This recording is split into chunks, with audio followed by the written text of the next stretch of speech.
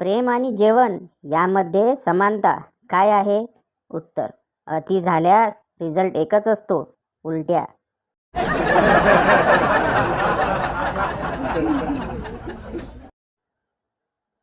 बबडी: अरे देवा देवा, काय हे? आज उद्यानात एवढी कागद कसली पडली आहेत?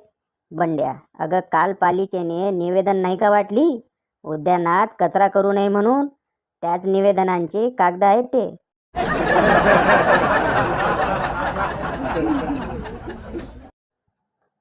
संता आणि बंता तुरुंगातून पळून गेले आणि थैल्यामध्ये लपून बसले.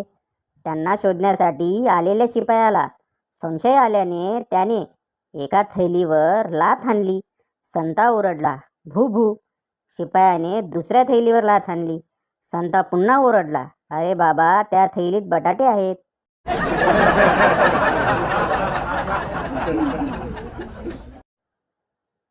बायको: आता का पलंगाखाली लपता? बाहेर या, नाहीतर डोकंच फोडते तुमचं. नवरा: माझं घर आहे, मी कुठेही मला वाटेल तिथे मी बसेल, तुझ्या बापाचं काय जातंय?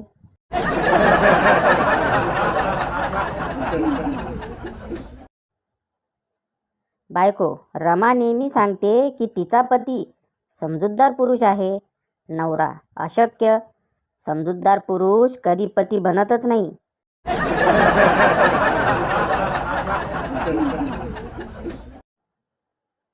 बायको: अहो, कोपऱ्यावरचा भिकारी आंधळा असल्याचे नाटक करतो, कारण त्याने काल मला डोळा मारला. नवरा: मग तो नक्कीच आंधळा असल्याची मला खात्री वाटते.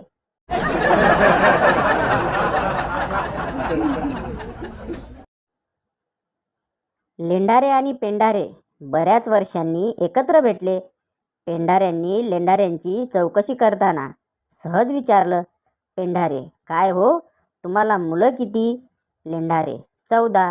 पेंढारे: बापरे, 14 मुलं? सरकारी कुटुंब नियोजनवाले कधी आले नाहीत का तुमच्या घरी? लेंढारे: आले होते ना, पण त्यांना वाटले इथे शाळा भरली, गेले परत.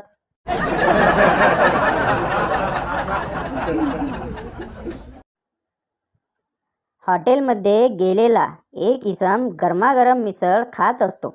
त्याला त्या मिसळीत एक मेलेलं झुरळ सापडतं. त्याचबरोबर मिसळ आणून देणाऱ्या पोराला हाक मारून तो रागाने म्हणाला, या मिसळीत बघ न मेलेले झुरळ आलंय. यावर तो पोऱ्या म्हणाला, तुम्हा गिरायकांना मिसळ तर गरमागरम हवी असते, मग गरम मिसळीत झुरळ जिवंत कसं राहील? उष्णतेमुळे ते मरणारच.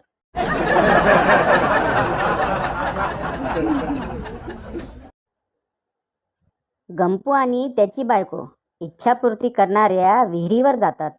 गंपू डोळे मिटून काहीतरी पुटपुटतो आणि विहिरीत एक नाणं टाकतो. काही होतंय का ते बघण्यासाठी त्याची बायको विहिरीत वाकून बघते आणि तोल जाऊन आत पडते. गंपू म्हणतो, खरोखरच ही इच्छापूर्ती विहीर आहे.